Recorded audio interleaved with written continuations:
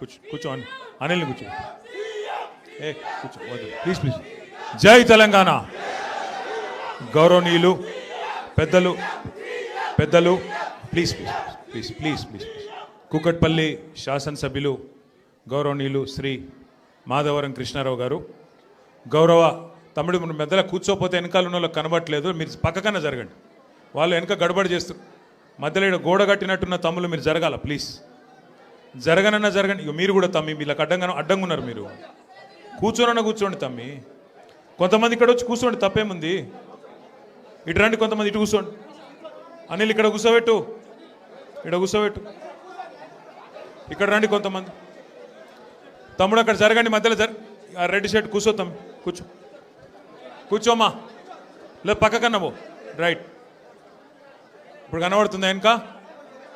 ఓకేనా? రైట్. జర్ర గడబడి చేయకూరి ప్లీజ్. కూర్చోబెడతా మీ కొంతమందిని. ఇక్కడ రావచ్చు, ముంగట రావచ్చు. చూడు ఇక్కడ ముంగట రావచ్చు. తమ్మి మీరు కొద్దిగా ఇంకొక జరగండి.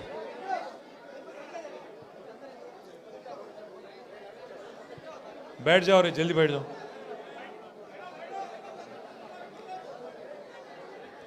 గౌరవ మాజీ శాసనసభ్యులు సోదరులు శ్రీ ఆల వెంకటేశ్వర రెడ్డి గారు, గౌరవ మాజీ శాసనసభ్యులు సోదరులు శ్రీ జీవన్ రెడ్డి గారు, మేడ్చల్ జిల్లా బీఆర్ఎస్ పార్టీ అధ్యక్షులు, శాసన మండలి సభ్యుడు తమ్ముడు, మన యువజన విభాగం అధ్యక్షుడు శ్రీ శంబిపూర్ రాజు గారు, మల్కాజ్గిరి పార్లమెంట్ నుంచి మన అభ్యర్థిగా పోటీ చేసిన గౌరవనీయులు శ్రీ రాగిడి లక్ష్మారెడ్డి గారు, గౌరవనీయులు మన రాష్ట్ర స్థాయిలో కార్పొరేషన్ల చైర్మన్లుగా పనిచేసిన సోదరులు పెద్దలు శ్రీ అల్లిపురం వెంకటేశ్వరరెడ్డి గారు, మరొక సోదరుడు శ్రీ సామా వెంకటరెడ్డి గారు, మాజీ కార్పొరేటర్ గారు సోదరి శ్రీమతి బొబ్బ నవతారెడ్డి గారు, మా శ్రీనివాస్ అన్న గారు, అట్లాగే మరి మా కొమిరిశెట్టి సాయిబాబా గారు, సతీష్ అన్న గారు, రవీందర్ యాదవ్ గారు, సంగారెడ్డి గారు, అట్లాగే మా హరీష్ అన్న గారు, ఇంకా పేరు పేరున వేదిక మీద ఉన్న వాళ్లకు, వేదిక ముందున్న వాళ్లకు పేరు పేరున మా తమ్ముడు రవీందర్ యాదవ్కు, అట్లాగే వేదిక ముందున్న మా ఆడబిడ్డలకు, అన్నదమ్ముళ్లకు, సంటి పిల్లలను కూడా తీసుకొచ్చిన మా ఆడబిడ్డలకు, అట్లాగే వచ్చిన మా పత్రికా మిత్రులకు పేరు పేరున అనిల్ రెడ్డి గారు వెంబడ ఇవాళ కదిలి వచ్చిన మా తమ్ముళ్లకు, అనిల్ రెడ్డి గారు మరి అన్న నేను మళ్ళీ తిరిగి కేసీఆర్ గారి నాయకత్వంలో అయితేనే తెలంగాణకు న్యాయం జరుగుతుంది, కాబట్టి నేను కలిసి వస్తా, కానీ మీరు మా వాళ్ళందరినీ కలవాలంటే తెలంగాణ భవన్కు రావాలంటే ఒక 1000 మంది వస్తాం, కానీ మీరు ఆల్విన్ కాలనీకి వస్తే ఒక 5-6 వేల మంది వస్తారన్నా, మీరు రావాలి అని అడిగిండు. నేను చెప్పిన ఎక్కువ మందిని కలుసుడే సంతోషం తమ్మి, నేనే వస్తా అని చెప్పిన. పాపం తమ్ముడు అక్కడనే ఒక ఫంక్షన్ హాల్ బుకింగ్ చేసిండు, అన్ని మొత్తం మిమ్మల్ని అందరినీ పిలిస్తే ఇక మీ ఎమ్మెల్యే గారు కేసీఆర్ దయతోని మీ ఆశీర్వాదంతో మీరందరూ ఓట్లేస్తే కారు గుర్తు మీద గెలిచిన ఎమ్మెల్యే ఇవాళ మరి మన పార్టీలోకి అనిల్ రెడ్డి వస్తానంటే ఆ ఫంక్షన్ హాల్లోనికి ఫోన్ చేసి బెదిరించిండట. అట్లెట్లు ఇస్తావు, ఏం సంగతి నీకు, నీ సంగతి చూసుకుంటా, మా వెనక వీడున్నాడు వాడున్నాడు అని చెప్పి ఆయన చెప్పిండట. పాపం ఫంక్షన్ హాల్ ఆయన భయపడి ఆయన వెనకకు పోయిండు. దాంతో అనిల్ని ఇంకా చాలా ఇబ్బంది పెట్టిండ్రు, ఇంకా చాలా చాలా బెదిరించే ప్రయత్నం కూడా చేసినారు. కానీ సతీష్ను కూడా, మన ఎర్రబెల్లి సతీష్ను కూడా ఇబ్బంది పెట్టినారు, ఇబ్బంది పెట్టే ప్రయత్నం చేస్తూనే ఉన్నారు. కానీ ఇవాళ మొక్కవోని ధైర్యంతో వేలాదిగా మా ఆడబిడ్డలను అన్నదమ్ములను తీసుకొని పార్టీలోకి విచ్చేస్తున్న మీకు మళ్ళొక్కసారి తిరిగి హృదయపూర్వకంగా స్వాగతం సుస్వాగతం తెలియజేస్తూ, ఒకటి మాత్రం పక్కా, 2 ఏళ్ళు అయిపోయింది ప్రభుత్వం వచ్చి, మీరు చూస్తున్నారు ఏం జరిగిందయ్యా. కాంగ్రెస్ ప్రభుత్వం మార్పు మార్పు మార్పు అని చెప్పి ఊదరగొట్టి ప్రజలకు హామీలిచ్చి అధికారంలోకి వచ్చి 2 ఏళ్ళు అయ్యి ఏం జరిగింది ఏం ఒరిగింది అంటే 3 జరుగుతున్నాయి. కూల్చివేతలు, పేల్చివేతలు, ఎగవేతలు. గంతే. ఈ ప్రభుత్వం ఏందా అంటే కట్టే కొట్టే తెచ్చే అని చెప్పినట్టు కూల్చివేతలు, పేల్చివేతలు, ఎగవేతలు. కూల్చివేతలు, హైడ్రాన్ పెట్టి పేదోళ్ళ ఇల్లు కూలగొట్టుడు, మొత్తం ఆల్విన్ కాలనీకి వెళ్ళి మొదలు పెడితే అన్ని బస్తీలలో ఇల్లు కూలగొట్టుడు తప్ప ఒక్క హైదరాబాద్లో ఒక్క ఇటుక పెట్టింది లేదు, ఒక ఇల్లు కట్టింది లేదు. ఇందిరమ్మ పేరు చెప్పుకొని బతుకుడు తప్ప ఒక్కటంటే ఒక్కటి మంచి పని మాత్రం గరీబోళ్లకు చేసింది లేదు ఈ ప్రభుత్వం వచ్చినాక. రెండోది పేల్చివేతలు. ఈ లంగలే ఈ కాంగ్రెస్ వాళ్ళే ఆ కాళేశ్వరంలో ఉన్న మేడిగడ్డ బ్యారేజ్ని వీళ్ళే వెలిచిండ్రు. తర్వాత ఇప్పుడు మన చెక్ డ్యాములు వెలుస్తున్నారు. ఒకటి కాదు 2-3 వెలిచిండ్రు ఇప్పటికే. కేసీఆర్ గారేమో కడితే ఈ దరిద్రులు వచ్చిన తర్వాత పేల్చి పారేస్తున్నారు చెక్ డ్యాములు. ఇక మా వెంకటేశ్వర రెడ్డి గారు ఇక్కడ ఉన్నాడు. ఆయన ఒక్క కాన్స్టిట్యున్సీలనే కేసీఆర్ గారు దేవరకద్ర, మహబూబ్ నగర్, వెనుకబడ్డ నియోజకవర్గం అని చెప్పి పెద్ద ఎత్తున అక్కడ ఒకటే కాన్స్టిట్యున్సీలో దగ్గర దగ్గర 10-20 చెక్ డ్యాములు, 36 చెక్ డ్యాములు కట్టించిండు. వీళ్ళ ముఖాలకు కాంగ్రెస్ వాళ్ళు వచ్చినాక ఒక చెరువు కట్టింది లేదు, ఒక చెక్ డ్యామ్ కట్టింది లేదు, ఒక ఇటుక పెట్టింది లేదు. కానీ ఉన్న చెక్ డ్యామ్లను ఇవాళ బాంబులు పెట్టి పేల్చేస్తున్నారు. ఎందుకంటే కాంగ్రెస్ వాళ్ళకు ఇసుక తోడుకొని కష్టమవుతుందంట, ఇసుక తోడుకొని దొంగతనంగా అమ్ముకునేందుకు కష్టమవుతుందంట. నీళ్ళు ఆగితే ఇసుక తీయరాదు కదా, అందుకే నీళ్ళు ఆగకుండా చేసి చెక్ డ్యాములు పేల్చేసి ఇసుక తవ్వుకొని దొంగతనంగా అమ్ముకొని మరి ఢిల్లీకి కప్పం కట్టాలి కదా, ఆ పని చేస్తున్నారు. అందుకే మేము అంటున్నాం, ఎగవేతలు, కూల్చివేతలు, పేల్చివేతలు తప్ప ఈ 2 ఏళ్లలో సాధించిందేం లేదు. ఇక ఎగవేతల గురించి అయితే నేను చెప్పాల్సిన అవసరం లేదు. ఆయన పేరు మార్చుకోవాలా, యనుమల రేవంత్ రెడ్డి కాదు, ఎగవేతల రేవంత్ రెడ్డి. ఎందుకంటే మీరు చూడండి ఏమేం మాటలు చెప్పిండు, పెద్ద పెద్ద డైలాగులు కొట్టిండు. కేసీఆర్ గారు ₹1,00,000 ఇస్తున్నాడు లగ్గం చేసుకుంటే, కళ్యాణ లక్ష్మి షాదీ ముబారక్ అని నేను తులం బంగారం ఇస్తా అన్నాడు. సోనియా గాంధీ మీద ఒట్టన్నాడు. అట్లే ఆడపిల్లలకు నెలకు 2,500 ఇస్తా అన్నాడు. ప్రియాంక గాంధీ మీద ఒట్టన్నాడు. మరి అయినాయా వాళ్ళకని వచ్చినాయా? 2,500 తులం బంగారం వచ్చిందా? ముసలోళ్ళని ముంచిండు. 2,000 పెన్షన్ను 4,000 చేస్తా అని మాట్లాడిండు. వచ్చినాయా? ఇవేవి కాలేదంట. కానీ ఇప్పుడు 1,00,000 మంది ఆడోళ్ళని కోటీశ్వర్లు ఎత్తారట ఈ మొగోడు. ఏది ఒక్కరినిద్దరిని కాదు, తెలంగాణలో ఉన్న 2 కోట్ల మంది ఆడపిల్లలు ఉంటే అందులో 1,00,000 మందిని కోటీశ్వర్లు చేసేదాకా ఇచ్చిపెట్టాడట. ఎట్లుంది ఇదంటే అదేమంటారు చూడు, కూట్లే రాయి తీయలేనోడు ఎట్లా రాయి దిగిస్తాను బయలుదేరినట. నెలకు 2,500 ఇయనికి ముఖం లేదు. కానీ నేను మొత్తం 1,00,000 మంది ఆడపిల్లల్ని కోటీశ్వర్లను చేస్తా అంటుండు. 1,00,000 మందిని కోటీశ్వర్లు చేయాలంటే నాకు కొద్దిగా లెక్కలు చక్కగా రావు. 1,00,000 మందిని కోటీశ్వర్లు చేయాలంటే ఎన్ని కోట్లు కావాలి తల్లి? 1,00,000 కోట్లు కావాలి. మరి మన బడ్జెట్ ఎంత? 3,00,000 కోట్లు. ఎన్ని రోజులు కావాలి మరి? మీరు నేను బతుకుంటామా?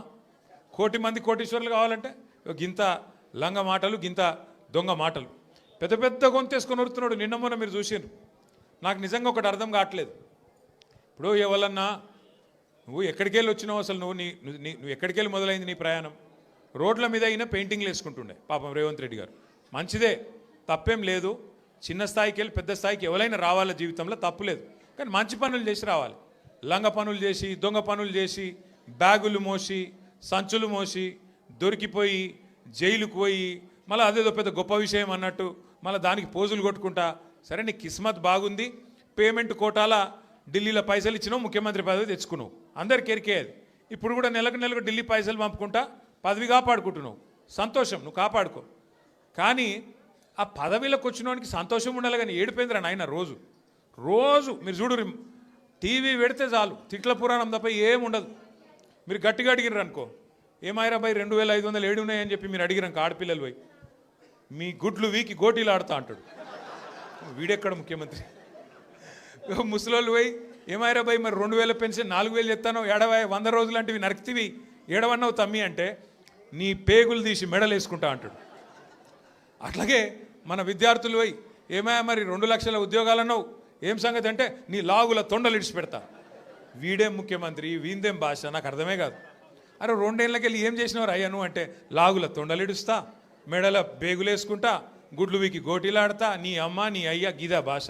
మాకు రాదా భాష? మాట్లాడమంటావా? హైదరాబాద్లో పెరిగినోని నేను. మాట్లాడమంటే ఉర్దూలా, హిందీలా, తెలుగులా, ఇంగ్లీష్లా పొల్లు తిట్టే తెలివి నాకు కూడా ఉంది. మాకు కూడా వస్తుంది భాష. హైదరాబాద్ గల్లీలలో పెరిగిన నేను. నువ్వేడో ఊరికెళ్ళి వచ్చినావు. సరే రా, పర్వాలేదు, నీ అదృష్టం బాగుంది, ముఖ్యమంత్రి అయినావు, చేయి. రోజు ఏడుచుడు ఎందుకు? మేము ప్రతిపక్షంలో ఉన్నాం, నువ్వు అధికారంలో ఉన్నావు. ఇక అంటారు చూడదు సామెత, కనకపు సింహాసనం మీద శునకం కూర్చోబెట్టినట్టు నిన్ను ఆడ కూర్చోబెట్టిన పాపానికి రోజు అరుసుడే. రోజు అరిసి అరిసి అరిసి నిన్న మొన్న కొడంగల్లో చూసిన. కొడంగల్లో ఆయన సర్పంచులు గెలిపించుకున్నాడంట. గెలిపించుకుంటే సంతోషంగా బువ్వ పెట్టాలి, 4 మంచి మాటలు చెప్పాలి, ఇవి రాష్ట్రంలో ఉన్న పల్లెలకు ఫలానా చేస్తా, నేను ముఖ్యమంత్రి అని చెప్పాలి. రోజు అరసుడు. నాకైతే డౌట్ వస్తున్నది, ఎంత ఒరులుతున్నాడు, ఎంత అరుస్తున్నాడు అంటే, ఆ గీతమ్మ ఉన్నది ఆయన భార్య, ఆయనకు చెప్తున్నా, ఆమెకు చెప్తున్నా, నేను తల్లి గీతమ్మ జల్దీ కట్టే, లేకపోతే ఆయన ఎవరైనా కరిసినా కరుస్తాడు వీడు. ఎందుకంటే ఇప్పుడు రోజు అరిసి అరిసి అరిసి పిచ్చిలేసిపోయేటట్టున్నది, కరిసేటట్టు తయారైంది రోజు రోజుకు. నేనేమంటున్నా అంటే, ఏనుగు పోతుంటే మస్తు జంతువులు మొరుగుతుంటాయి, నక్కలు కుక్కలు, మనం పెద్ద పట్టించుకునే అవసరం లేదు. మనం ఒకటే, కేసీఆర్ లాంటి ఏనుగు ఆయన ఎంత స్థాయి మనుషులు నేను మీకు చెప్పాల్సిన అవసరం లేదు. ఇలా ఆయన తిడుతా ఉన్నాడు తెల్లారలేస్తే. ఒకరోజు ఆయన చచ్చిపోవాలని కోరుకుంటాడు, ఇంకో రోజు ఆయన కాలు ఇరిగింది అంటాడు, ఇంకో రోజు ఇంకేదో అంటాడు.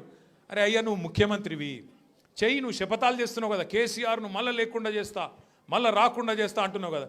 నిజంగా నీకు నిజంగానే నీకు సత్తా ఉంటే, నిజంగా నీకు అంత టాలెంట్ ఉంటే చెయ్యి శపథం. 1 కోటి మంది ఆడపిల్లలకు రేపటి నుంచే నెలకు 2,500 రూపాయలు ఇస్తాను, జనవరి 1 నుంచి శపథం చేయి, నేను చూస్తా. తులం బంగారం నేను జనవరి 1 నుంచి ఇస్తాను చెప్పు, శపథం చేయి. చెప్పు, 4,000 పెన్షన్ సంక్రాంతికి వెళ్ళి ఇస్తా, 2 ఏళ్ళకెళ్ళి తప్పించుక తిరిగిన దొంగను నేను, కానీ ఇప్పుడు ఇస్తా సంక్రాంతికి వెళ్ళని చెప్పు దమ్ముంటే. గా శపథాలు చేయి. వీటితో ఏమవుతుంది? నీ ఉపన్యాసాలు, ఊకదంపు డైలాగులు ఏమొచ్చేది ఉన్నది వాటితోని? నోటి తీట తిరుగుతుంది తప్ప ఏం రాదు. మాకు రాదా తిట్టనికి? మాకు కూడా వస్తుంది, కానీ నీకు కాదు. నీ కుర్చీకి గౌరవం ఇచ్చి ఊకుంటున్నాం. కానీ ఒకటి మాత్రం నేను పక్కా చెప్తున్నా, దయచేసి మిమ్మల్ని అందరినీ కూడా కోరుతున్నా, మీరు మాత్రం హైదరాబాద్ జనాలకు మీకు పాదాభివందనం చేసినా, నేను ఏం చేసినా కూడా తక్కువనే నేను. ఎందుకంటే మామూలు విషయం కాదు. హైదరాబాద్ చరిత్రలో ఎన్నడూ వరుసగా 2 సార్లు, ఒకసారి కాదు, కార్పొరేషన్ ఎన్నికల్లో ఎవ్వలతో సంబంధం లేకుండా డైరెక్ట్గా టీఆర్ఎస్ పార్టీని, బీఆర్ఎస్ పార్టీని మీరు గుండెల్లో పెట్టుకొని గెలిపించి మమ్మల్ని మళ్ళీ కార్పొరేషన్ 2సారి కూడా మా చేతిలో పెట్టింది. అట్లాగే మొన్న శాసనసభ ఎన్నికల్లో కులం లేదు, మతం లేదు, అన్ని కులాలు, అన్ని మతాలు, హిందువులు, ముస్లింలు, క్రిస్టియన్లు గుండెల్లో పెట్టుకున్నారు గులాబీ జెండాను. 24 సీట్లు హైదరాబాద్లో ఉంటే ఒక్క సీటు కూడా మీరు కాంగ్రెస్కి ఇయ్యలే. ఒక్కటంటే ఒక్క సీటు ఇయ్యలే కాంగ్రెస్కు, నమ్మలే మీరు. అట్లాగే ఒక్క సీటు అడ్డిమారి గుడ్డి దెబ్బలో బీజేపీకి పోయింది, ఒక్క సీటు తప్ప మొత్తం సీట్లు బీఆర్ఎస్కే మీరు అప్పచెప్పిండ్రు. మీకు అందుకే పాదాభివందనం చేసినా తక్కువనే, మీరు చేసిన మరి మేలుకు. నేను మీకు ఒకటే మాట ఇస్తున్నా, శేర్లింగంపల్లి నియోజకవర్గంలో గత 10 సంవత్సరాల్లో కేసీఆర్ గారి నాయకత్వంలో 10,000 కోట్ల రూపాయలతో మనం అభివృద్ధి కార్యక్రమాలు చేసుకున్నాం. ఫ్లైఓవర్లు, అండర్ పాస్లు, మంచినీళ్లు, సీసీ రోడ్లు, మోరీలు చేయగలిగితే మంచి చేసినాం. 1,00,000 డబుల్ బెడ్రూమ్ ఇల్లు కట్టిన మొత్తం హైదరాబాద్ కలిపి, అందులో శేర్లింగంపల్లికి కూడా ఒక 4,000 వచ్చినాయి. సరే, పిండి కొద్ది రొట్టె, ఇంకా కూడా చేయాలని ఉండే, ఈసారి చేద్దాం ఇంకా అన్ననే ఒక ఆరాటం ఉండే. కానీ ఇవాళ కాంగ్రెస్కి అధికారం వచ్చింది, ఊర్లలో ఉండే ప్రజలు వీళ్ళు చూపెట్టిన ఆశలకు మోసపోయి వాళ్ళకు ఓట్లేసిండ్రు. ఓట్లేసిన వాళ్ళే ఇవాళ బాధపడి సర్పంచ్ ఎన్నికలు వస్తే మళ్ళా మంచిగా కాంగ్రెస్కు బుద్ధి చెప్పి 40% దాకా సర్పంచులు మనోళ్ళని గెలిపించినారు. రేపు నిజంగా మార్పు అంటే ఒక ఇది మార్పుకు సంకేతం. నిజమైన మార్పు ఊర్లలో స్టార్ట్ అయింది. హైదరాబాద్లో కూడా చాలా అవుతుంది, ఎందుకంటే చూస్తున్నారు అందరూ నిజంగా వీళ్ళతో ఏమైనా అవుతుందా, ఏమైనా చేస్తారా అని. ఒక్కసారి మీరు ఆలోచన చేయండి, ఎట్లున్నది ప్రభుత్వం. ఇవాళ రెవెన్యూ మంత్రి కొడుకేమో గుండగాళ్ళని వేసుకపోయి ఇవాళ భూముల మీద పడ్డాడు, భూములలో పడి కబ్జాలు చేస్తున్నాడు. ఆయన మీద పాపం ఒక ఆయన ఎస్ఐ గారు, ఎస్ఐఓ సిఐఓ, ఆయన ఇన్స్పెక్టర్, ఆయన హబీబుల్లా ఖాన్, ఆయన పేరు హబీబుల్లా ఖాన్ అని చెప్పి నిజాయితీ గల పోలీస్ ఆఫీసరు రెవెన్యూ మంత్రి కొడుకు దౌర్జన్యం చేస్తుంటే, భూముల కబ్జా చేస్తుంటే ఆయన మీద కేసు పెట్టిండు. కేసు పెడితే ఇప్పుడు ఆ పోలీస్ ఆయన తీసుకుపోయి ఎక్కడో లూప్ లైన్లో వారేసిండ్రు. హబీబుల్లా ఖాన్కు ఇవాళ నిజాయితీగా పనిచేసినందుకు నజరానా ఇచ్చిండ్రు. ఏం నజరానా ఇచ్చిండ్రు? తీసుకుపోయి ట్రాన్స్ఫర్ చేసి ఎక్కడో ఊరవతల వారేసినారు. అట్లే ఇంకో మంత్రి బిడ్డ చెప్తున్నది, తుపాకీ పెట్టినట పారిశ్రామికవేత్తలకు తలకు. ముఖ్యమంత్రి గారి ఇంటెన్క గెస్ట్ హౌస్లో తుపాకీ తలకు పెట్టి పైసలు వసూలు చేస్తున్నారు. ఇక ఇట్లా తయారైంది. ఇక మీ ఎమ్మెల్యే ఉన్నాడు, పేరేమో గాంధీ, చేసే పనులని గాడిసే పనులు, ఒక్కటి సక్కడి పని లేదు. 11 ఎకరాలు కబ్జా పెట్టిండు కుత్బుల్లాపూర్లో, 11 ఎకరాలు కబ్జా పెట్టిండు. మొన్న మనోళ్ళందరూ పోయినరు కబ్జా పెట్టి. ఇప్పుడు ఆ కబ్జా పెట్టిన భూమి కోసం మీరు గెలిపిస్తే బీఆర్ఎస్ పార్టీలా అందులో పోయి చొరవడ్డాడు. ఎంత గలీజ్ అంటే పరిస్థితి. వీళ్ళ పరిస్థితి ఎట్లా తయారైందంటే, ఎమ్మెల్యేలది మన పార్టీలోకి వెళ్ళిపోయి ఆ పార్టీలో చేరినోళ్ళది. ఇవాళ వాళ్ళు ఏ పార్టీలో చెప్పుకోలేని పరిస్థితులు ఉన్నారు. ఏమాయరాబాయ్ నువ్వు కాంగ్రెస్ పార్టీ బీఆర్ఎస్ పార్టీ అంటే ఎమ్మెల్యేలు స్పీకర్ గారికేమో మేము బీఆర్ఎస్ పార్టీ అని ఉత్తరం రాస్తున్నారు, బయటనేమో కాంగ్రెస్ కండువాలు వేసుకొని తిరుగుతున్నారు. ఇక స్పీకర్ గారేమో కళ్ళుండి చూడలేని ధృతరాష్ట్రుడు అయిపోయింది పాపం. ఆయన కనబడతలేదంట. గాంధీ కాంగ్రెస్లో తిరిగేది మీ అందరికీ తెలుసు గల్లీలలో అని స్పీకర్కు తెలుస్తలేదంట. గాంధీ మంచోడు, చాలా మంచోడు, ఆయన బీఆర్ఎస్ పార్టీలోనే ఉన్నాను అన్నాడు. మరి బీఆర్ఎస్ పార్టీలు ఉంటే ఇలా బీఆర్ఎస్ పార్టీలు అనిల్ రెడ్డి చేరుతుంటే మరి గాంధీ ఏడి ఉండాలి కదా, ఇక్కడ లోకల్ ఎమ్మెల్యే అంటాడు. నిజంగా మన పార్టీలు ఉంటే ఇక్కడ ఉండాలి కదా. ఇక్కడ ఎట్లుందంటే ఇలా పరిస్థితి. ఇప్పుడు మనుషులలో 2 రకాలు ఉంటారు, అయితే లేడీస్ ఆడోళ్ళు లేదా మొగోళ్ళు. మరి ఇప్పుడు మీ ఎమ్మెల్యే ఆడనా మొగనా మాకైతే అర్థమవుతలేదు.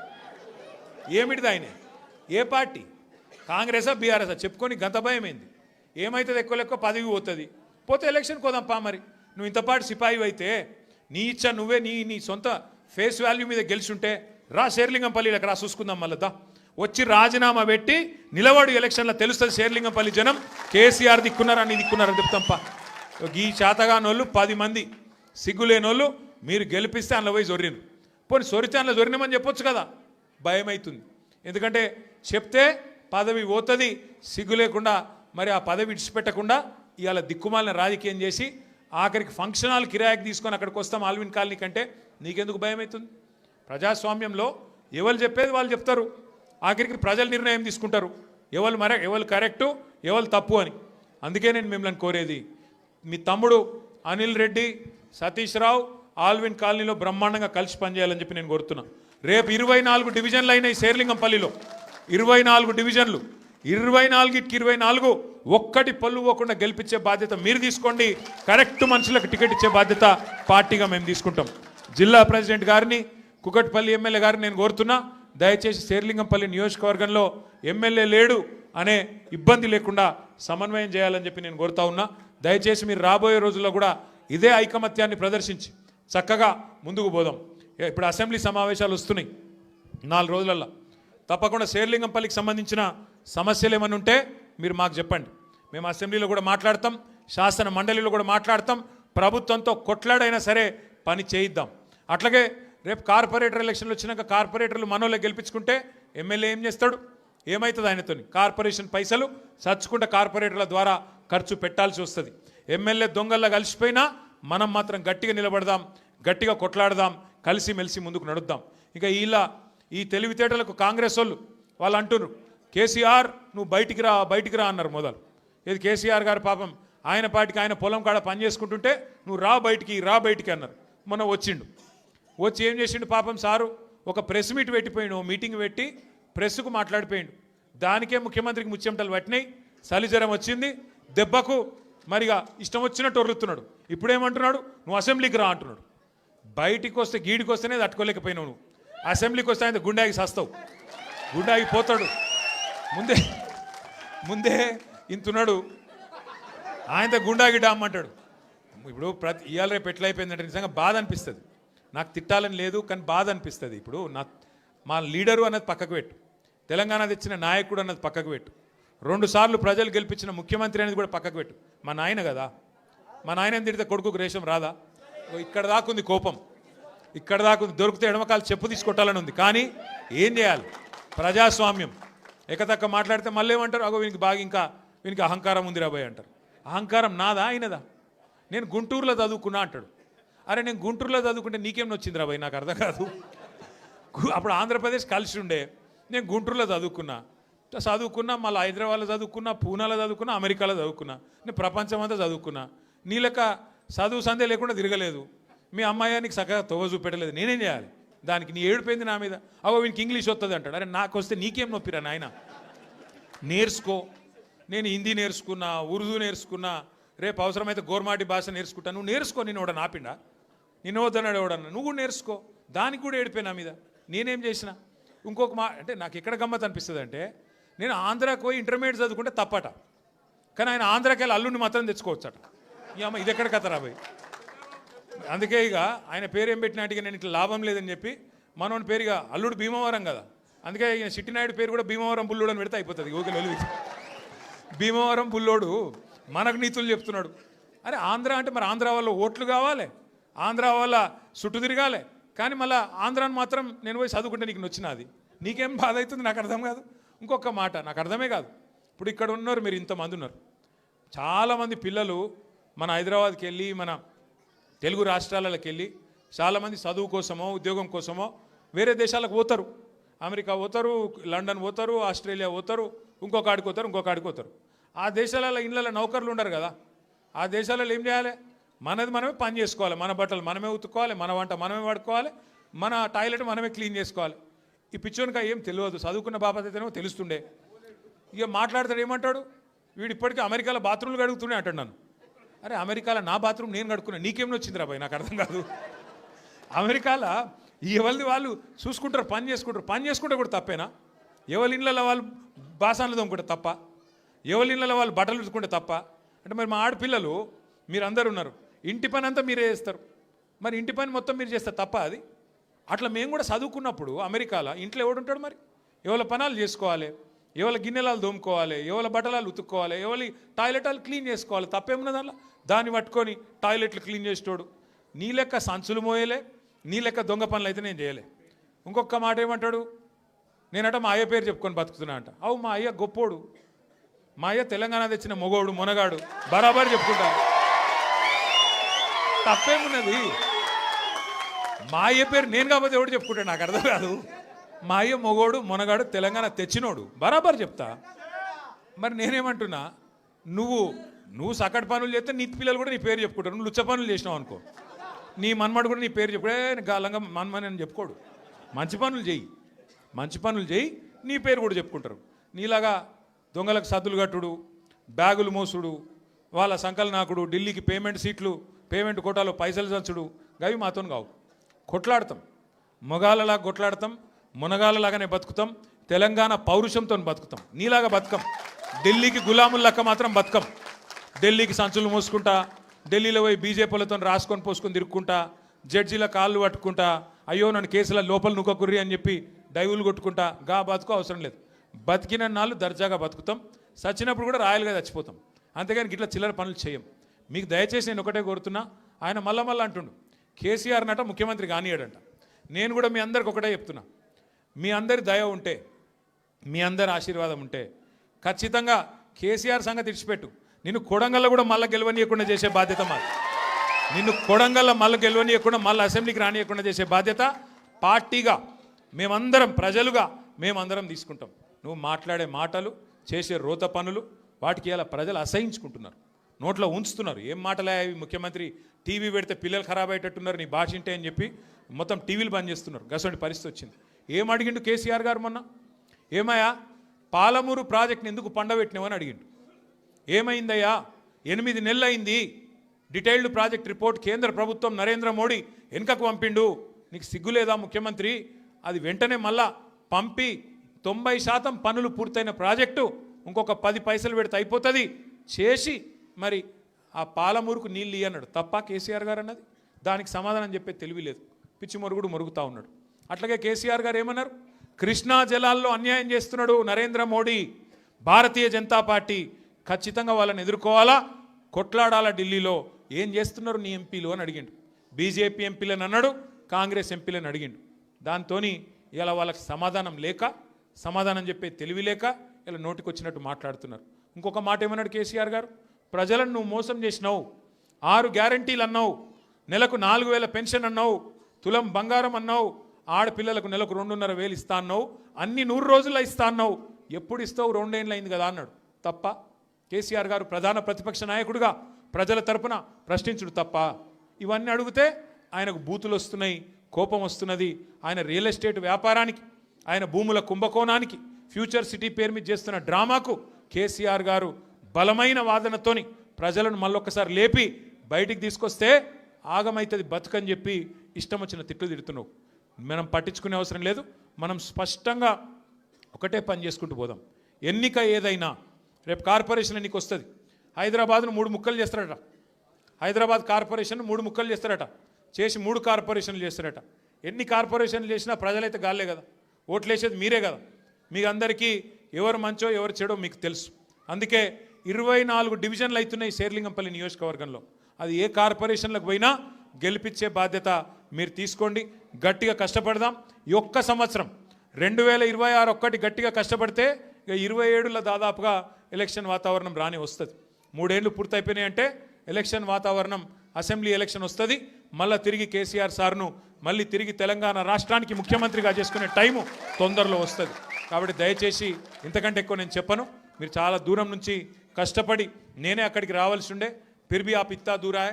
हमारे बहनों से भी मैं शुक्रिया अदा करना चाहता हूँ. आप इतने दूर आए, आप इतने लोग आए और छोटे छोटे बच्चों को भी साथ लेके आए. मैं आपका तहे दिल से शुक्रिया अदा करता हूँ, आपका शुक्रगुजार हूँ. और మా ఆడబిడ్డలందరూ కూడా మరి అంత దూరం కించి వచ్చినందుకు థ్యాంక్ యూ. మళ్ళొక్కసారి మీకు నేను చేసే విజ్ఞప్తి, ఎన్నిక ఏదైనా గుర్తు కారు సారు ఈ రెండు. మళ్ళొక పూట ఎప్పుడో ఒక రోజు మళ్ళీ రమ్మంటుండే ఆల్విన్ కాలనీకి. ఈసారి చెప్పి పర్మిషన్ తీసుకొని కాదు, ఉత్తగానే వస్తా. అప్పుడు అందరం కలుసుకుందాం. జై తెలంగాణ.